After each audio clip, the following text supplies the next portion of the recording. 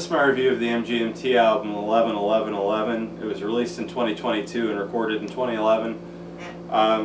So this is their album I've listened to the least. I've only listened to it like 3 times on Spotify. I haven't even opened this record yet.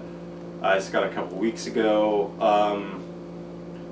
So yeah, I didn't even know this was out until like I was looking at their Spotify after Loss of Life came out and saw that this was on there, and I was like, oh, I didn't know that was a thing.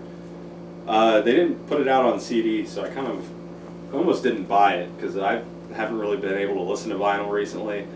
I have a really young cat. She's like 1, and she thinks everything's a toy. And like one day I was listening to a record, and she like reached up and stopped it, and it didn't do anything to it, luckily. But I'm like, maybe I shouldn't listen to these too often while she's like this. So yeah, this album. It's a live album. They did it for some kind of, I think it was like an art museum or something. So it kind of sounds like something like that. It's not, most of it's instrumental. It's not like super catchy or anything. Like it's pretty catchy, I guess, for what it is. But it's not like an album of theirs that I think is ever going to be a huge like go-to album for me. It starts with the introduction, which is exactly what it sounds like, just an introduction that kind of goes into like music that kind of builds into the next song, which is Invocation. And it's a track with vocals on it, but kind of, I don't know, all the music on this album is sort of like subdued-ish. It's not like real, there's not like anything that reaches out and grabs you about it. It's all kind of like mystical sounding and kind of drony and just like, I don't know, like it sounds like it was made for an art museum.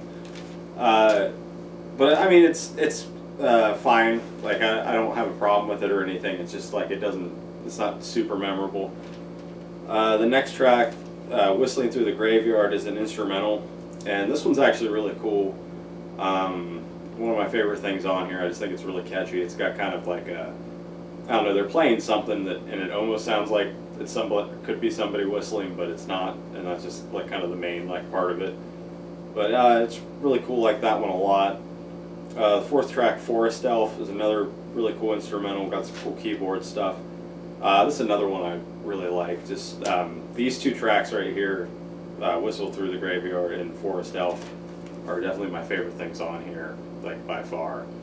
And really like most of the rest of this, like I'm not gonna have a lot to say about these tracks because they're all kind of similar, even when they do have vocals, and they're just like you can tell they did this for some kind of like project and not like to be a commercial type of album. The 5th track, Tell It To Me Like It Is, the longest song on here.